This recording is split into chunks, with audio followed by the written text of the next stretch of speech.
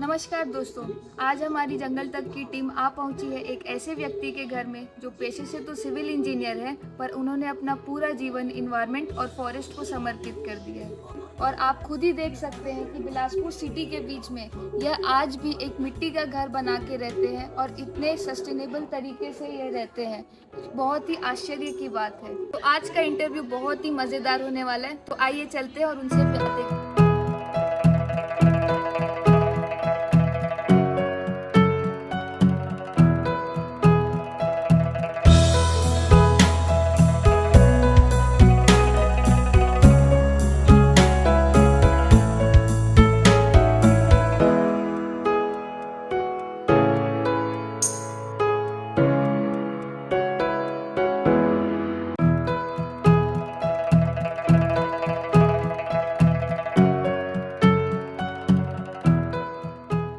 नमस्कार सर।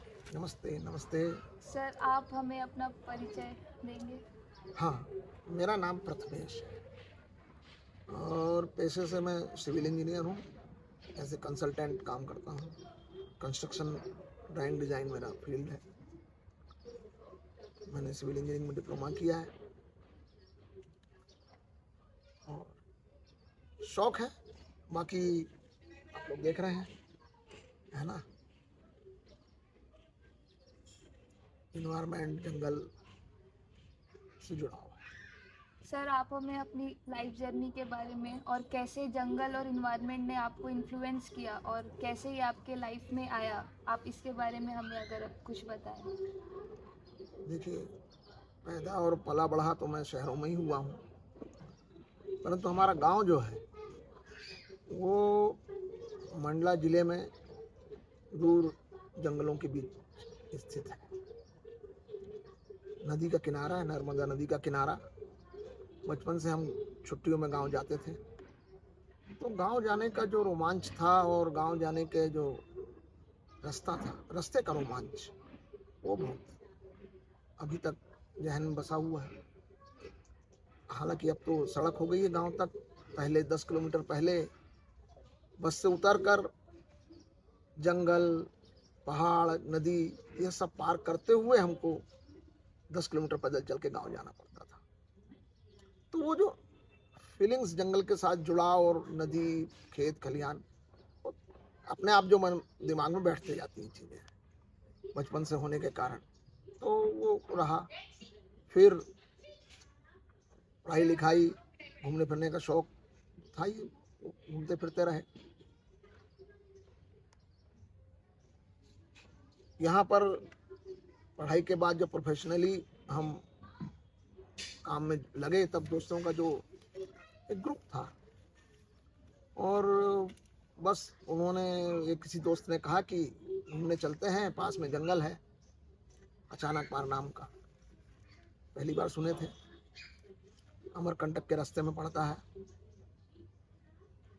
बस मोटरसाइकिल से उधर जाना शुरू किए, तो जिसको लत बोले, नशा बोले, जंगल घूमने का और देखने का, वो इतना ज़्यादा लग गया कि हम काम के बाद हर शनिवार रविवार दोस्त लोग, हम लोग गाड़ियों में निकल जाते थे, मोटरसाइकिल में जंगल को छानते थे। उस समय इतने रिस्ट्रिक्शंस नहीं थे और उतना जानकारी नहीं था, तो जंगल खुला था। अब तो टाइगर रिजर्व बनने के बाद रिस्ट्रिक्शंस हो गए हैं, बहुत रुकावटें हो गई हैं। मतलब रुकावटें नहीं, वो तो बेटरमेंट ऑफ जंगल के लिए कोर एरिया है। जो क्षेत्र में जंगलों, जानवरों, प्राणियों के लिए शांति जरूरी है, तो वो सड़क भी बंद कर दी गई है। बहुत अच्छी बात है। हम सब ने इसके लिए बहुत प्रयास किया। जब हमको समझ में आया जंगल घूमते घूमते कि नहीं, इसको सिर्फ घूमना ही नहीं, इसको बचाना बहुत जरूरी है। बचाना क्या, बचाएंगे क्या, हम प्रयास कर सकते हैं लोगों को जागरूक करने का, अवेयरनेस फैलाने का। तो हम सब ने मिलकर एक संस्था बनाई, नेचर क्लब बिलासपुर। WWF जैसी अंतर्राष्ट्रीय संस्था से भी जुड़े, उनके साथ मिलकर कई प्रोग्राम किए। हमने खुद कई कार्यक्रम किए। सालों तक हमने वाइल्ड लाइफ वीक में वाइल्ड लाइफ फोटोग्राफ की प्रदर्शनी लगाई। टाइगर सेंसस जो होता था फॉरेस्ट डिपार्टमेंट का, हर साल या और एक 4 साल में जो होता है, उसमें हमने पब्लिक को जोड़ना शुरू किया। ये मैं कह सकता हूँ कि हम लोगों का ये प्रयास पहला था, जब बाकी जगहों पर आम नागरिकों को टाइगर सेंसस से जोड़ना शुरू हुआ, उसके बहुत पहले हमने 91-92 से 93 से उस समय शुरू कर दिया हमने। यहाँ से हम वॉलंटियर्स जाते थे, करीब 100 के करीब 100-150 करीब वॉलंटियर्स जाते थे और जंगल को टाइगर्स के फुटप्रिंट से उस समय पहचान गिनती होती थी। तो सब वॉलंटियर्स एक एक फॉरेस्ट गार्ड के साथ 2-2 3-3 वॉलंटियर्स जाके पूरे जंगल में घूमते थे, फुटप्रिंट कलेक्ट करते थे, उसकी साइंटिफिक जो प्रोसेस होती है उसको समझते थे, उसमें हिस्सा लेते थे। और इस प्रकार से हमने लोगों को जोड़ना शुरू किया। सर, आपकी लाइफ जर्नी इतनी जंगल के साथ जुड़ी हुई, इन्वायरमेंट के साथ जुड़ी हुई, आपका अभी तक का क्या कंट्रीब्यूशन रहा है और आपने अभी तक क्या क्या कंट्रीब्यूट किया है इन्वायरमेंट और जंगल को? कंट्रीब्यूशन बहुत बड़ा शब्द है ना। कंट्रीब्यूशन बोलेंगे तो माइनस में जाएंगे हम हर कोई। हमने कोई कंट्रीब्यूशन पर्यावरण बचाने में नहीं किया, क्योंकि हम जितनी चीज़ों का उपयोग करते हैं, जिस प्रकार का लाइफ स्टाइल है, उसमें हम प्रकृति को नुकसान ही पहुंचाते हैं, है ना। बस प्रयास कह सकते हैं कि हमने जो प्रयास किए और लोगों से जुड़ते गए, तो शहरों में नगरवासियों के साथ, नागरिकों के साथ मिलकर हमने बहुत पेड़ों को सबने मिलकर बचाया है। शहर के लोगों ने, इस बिलासपुर शहर के बहुत जगह हम फेल हुए, बहुत सारे वृक्ष कट गए शासन की नीतियों के तहत और अधिकारियों की नासमझी में। जैसा कि मैंने कहा कि एनवायरनमेंट के लिए समझ विकसित होना जरूरी है। जैसे हम बोलते हैं कि पेड़ों की कटाई कर रहे हैं, तो विकास के नाम पर वो सब करना जहाँ जरूरी है, जहाँ पर वो है, तो कुछ चीज़ें तर्कपूर्ण होती हैं। परंतु अगर आप बचा के कर सकते हैं कोई चीज़, तो वो बचाने की समझ वो विकसित होना जरूरी है। उसके लिए जैसा मैंने कहा कि हम लोगों में समझ विकसित होती गई, धीरे धीरे हम जंगल जाते रहे और घूमते रहे और बाकी चीज़ें पढ़ते रहे, सुनते रहे। उसी प्रकार हर व्यक्ति को, भले ही वो पिकनिक मनाने जाए, पहली बार जंगल जाए, कचरा फेंक के आए, कोई प्रॉब्लम नहीं, पर वो जाए, जरूर जाए, बार बार जाए। तो बार बार जाएगा तब उसको समझ में आएगा कि पिछली बार जब मैं कचरा छोड़ के गया तो वो अभी तक पड़ा है ना। तब वो धीरे से उसमें समझ विकसित होगी, तो वो जुड़ेगा।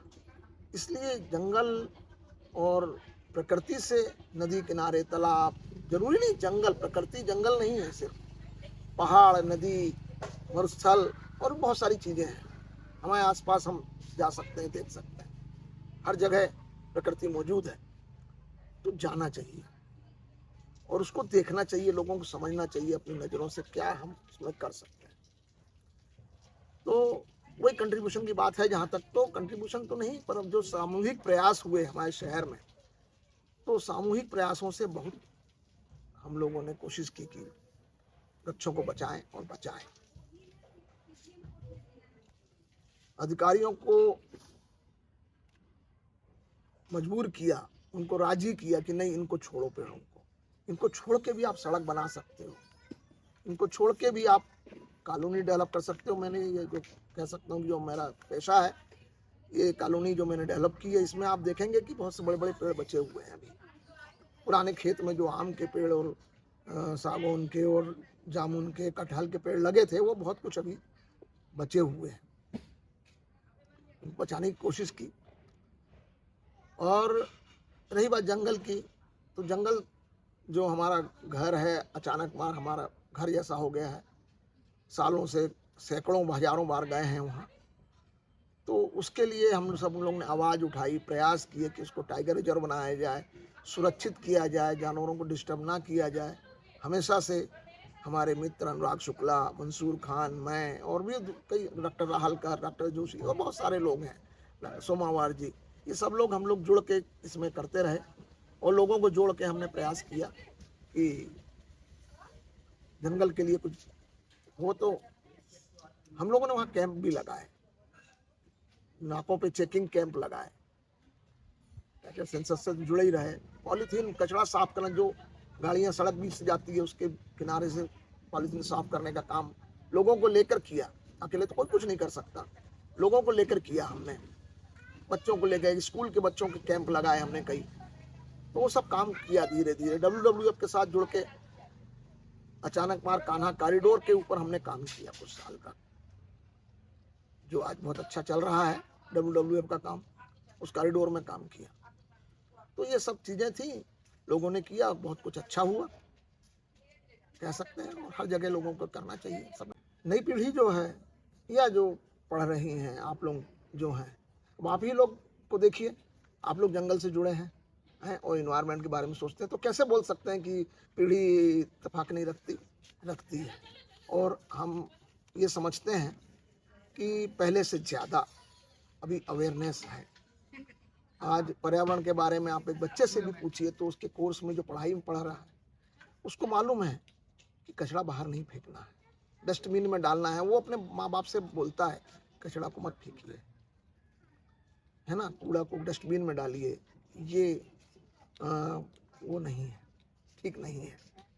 तो नई पीढ़ी से मैं बहुत आशान्वित हूँ, कोई बात नहीं है। और ऐसे लोग हमेशा आपको मिलेंगे जो थोड़ा बहुत कचरा फैलाते हैं और नहीं समझते हैं। धीरे धीरे समझ डेवलप होगी। और मैं बात बताऊं, WWF का एक कार्यक्रम था 2016 में, पेंच कान्हा वॉक। लगभग 10 दिन हम लोग पैदल चले। WWF ने देश भर से करीब 30-40 बच्चों को, लोगों को कॉल किया था। बच्चे भी थे, बच्चे मतलब यंग जनरेशन, आप लोगों के जैसे वो सारे लोग थे। हम आश्चर्यचकित थे, मैं और मेरी पत्नी थी उस 10 दिन की उसमें। तो क्या तो केयर सब बच्चे सब लोग कर रहे थे जंगल की, पर्यावरण की। एक कचरा नहीं फेंकना, एक वो नहीं करना, एक जरा डिस्टर्बेंस नहीं करना। तो नो डाउट बहुत स्कोप है, बहुत होप है कि आगे पर्यावरण बचेगा और लोग बचाएंगे। अब ये जो बात है कि यही पीढ़ी जो आगे जाकर नीतिगत निर्णयों में आएगी, तब बदलाव आएगा। यही पीढ़ी जो आगे जाकर अधिकारी बनेंगे, सरकार में आएंगे, नेता मंत्री बनेंगे, निर्णय लेने लायक होंगे, नीतियां बनाएंगे। तो जो हम आज स्थिति देख रहे हैं, ग्लोबल वार्मिंग और ये सब जो पिछली पीढ़ी ने और विकास के नाम पर अनजाने में या जो भी है, नो डाउट इससे बहुत कुछ मानव सभ्यता का विकास हुआ है और आज हम इस स्थिति में पहुंचे हैं। और उस पर्यावरण का नुकसान हुआ है, पृथ्वी का नुकसान हुआ है, पर मानव सभ्यता और मानव का जीवन स्तर इस स्थिति में पहुंचा है। तो उसके पहले जो ये लेख में पढ़ा डॉक्टर सीमा जावेद का, एनवायरमेंटलिस्ट है, कि उसमें जारी एडाप्टेशन गैप रिपोर्ट 23 जो उन्हें डिक्लेयर की है, उसके अनुसार यदि अभी भी हम पूरी दुनिया ग्रीन हाउस गैसों का उत्सर्जन बंद कर दे तत्काल, तो भी जितना नुकसान किए हैं उसको खत्म करने में कई 10 साल लग जाएंगे, है ना। तो वो तो असंभव जैसी बात है, परंतु कम किया जा सकता है। तो इसमें जो बोला है कि COP के ये एडाप्टेशन गैप रिपोर्ट में कि जो देश हैं, जो सरकारें हैं, जो बड़ी बड़ी अर्थव्यवस्थाएं हैं, इन लोग अगर इसमें निवेश करें, इसमें पैसे दें एनवायरनमेंट को बचाने के लिए, तो बहुत कुछ हो सकता है। बहुत बढ़ाने की ज़रूरत है वो एनवायरनमेंट फंडिंग। जैसे कि इन्होंने कहा कि अगर $1 अरब देते हैं जो बाढ़ रोकने के, तटों के, नदियों के, समुद्रों के बाढ़ से जो नुकसान होता है किनारों पर, $1 अरब उसमें निवेश करते हैं, तो $14 अरब का हम नुकसान रोक सकते हैं सिर्फ $1 अरब देने से। ये लॉन्ग टर्म की बातें हैं। उसी प्रकार से इन्हें इसी रिपोर्ट में कहा कि $16 अरब अगर हम एग्रीकल्चर पे निवेश करते हैं पर्यावरण के लिए, तो 8 करोड़ लगभग लोगों को भुखमरी से बचा सकते हैं हर साल। तो इतनी बड़ी बात है, तो इसके ऊपर आज से डिस्कशन हो रहा है वहाँ पर COP28 में।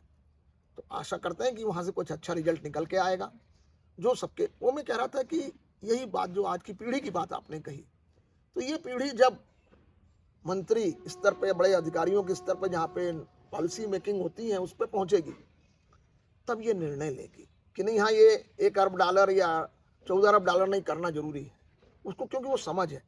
हमारी जो पिछली पीढ़ी थी और जो लोग हैं जिनकी समझ उतनी डेवलप नहीं हुई है, पेड़ों को बचाना, तो सड़क को बनाना है तो पेड़ों को कैसे बचाते हुए सड़क बनाई जाए, ये जब आज की पीढ़ी अधिकारियों के स्तर पर पहुंचेगी तो अपने आप बच जाएगी। तो मैं बहुत होपफुल हूँ। मैं बिल्कुल वो नहीं हूँ कि वो कचरा फैलाने जाते हैं और जंगल जाते हैं पिकनिक मनाने।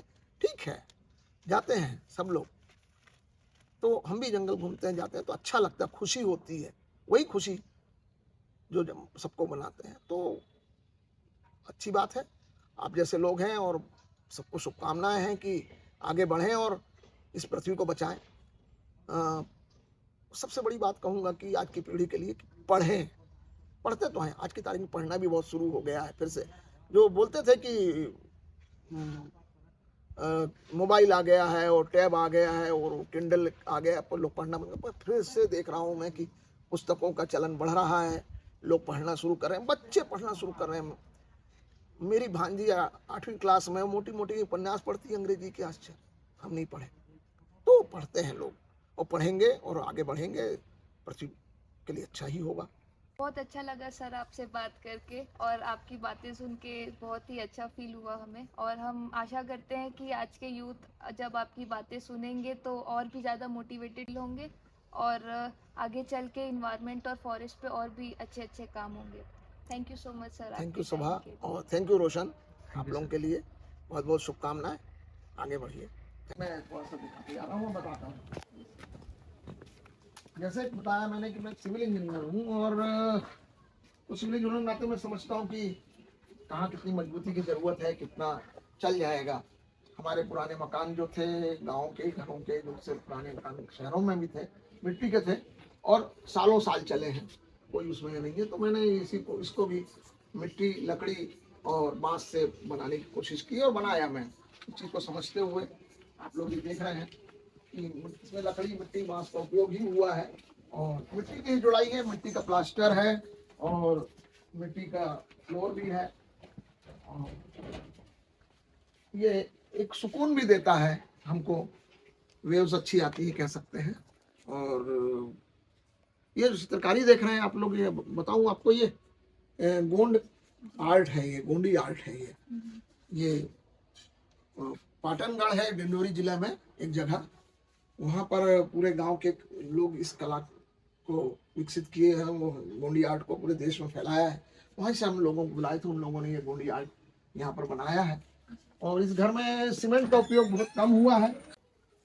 छत भी जो डाली है लकड़ी, बांस और मिट्टी की है, आप ऊपर देख सकते हैं, लकड़ी, बांस की, मिट्टी की छत है। और ये आर्च पत्थर का बना हुआ है, ओरिजिनल आर्च है, कोई बीम नहीं है, पत्थर के ऊपर ही ये टिका हुआ है। ये घर मिट्टी का, और बस ये कोशिश है, और ज़्यादा पुराना नहीं है। लोग बोलते हैं बहुत पुराना बना हुआ है, अभी 8 साल पहले ही कंप्लीट हुआ है घर। ये बहुत बढ़िया, हमको अच्छा लगता है इस घर में, कहीं जाने की इच्छा नहीं होती है, इतने अच्छे घर। ये हमारा प्रयास है। मैं चाहता हूँ कि लोग अधिक से अधिक, लॉरी बेकर एक बहुत बड़े आर्किटेक्ट थे भारत के हमारे, उनका कहना था कि घर का निर्माण उन चीज़ों से होना चाहिए जो आपके आसपास 5-10 किलोमीटर के अंतराल में मिल जाती हैं। तो वही एक अगर बनती है, तो हम सीधी बात कहें पर्यावरण की भाषा में, तो कार्बन उत्सर्जन कम कर सकते हैं, कार्बन फुटप्रिंट अपना कम कर सकते हैं। उन चीज़ों को, लोकल चीज़ों को हम अपना कर, लोकल और इस प्रकार के जो, जिसके निर्माण में किसी प्रकार का कोई कार्बन उत्सर्जन नहीं हुआ हो, तो हम कार्बन क्रेडिट कमा सकते हैं कार्बन उत्सर्जन, कार्बन फुटप्रिंट कम कर सकते हैं। ये इन्वायरमेंट की भाषा है जो आप लोग समझते हैं, फॉरेस्ट्री वाले लोग हैं। और वही है, हर जीवन में हमको प्रयास ये करना चाहिए कि हम अधिक से अधिक स्थानीय वस्तुओं का उपयोग करें। बाहर की वस्तुओं का हम उपयोग करेंगे तो उसमें कार्बन क्रेडिट ज़्यादा होता है, उसके उत्पादन में, प्रोडक्शन में और उसके ट्रांसपोर्टेशन में कार्बन फुटप्रिंट बढ़ाता है। हम जितना स्थानीय चीज़ों का उपयोग करेंगे हम उतना, आप लोग जानकारी दो, हम कपड़े भी हम अपने आसपास के बने हुए खरीद सकते हैं। यहाँ पे बुनकर लोग हैं, मेरे कपड़े यहीं के बने हुए हैं, यहीं सिलाए, हम रेडीमेड ना लें, है ना। तो आप रोजगार भी उत्पन्न करेंगे। ये सिर्फ पर्यावरण बचाने की बात नहीं है, लोकल चीज़ों को बचाना, लोकल चीज़ों का उपयोग करना, यह बहुत बड़ी आर्थिकी है गांधी जी की, कि आप आर्थिक रूप से उतने मजबूत होंगे जितना आप खुद होंगे। आसपास की चीज़ों को आप खरीदेंगे, आसपास उत्पादित चीज़ों को खरीदेंगे, लोकल स्थानीय चीज़ों का आप उपयोग करेंगे, तो वो बाकी लोग भी आर्थिक रूप से मजबूत होंगे और आप वैसे आप भी बहुत मजबूत होंगे आर्थिक रूप से।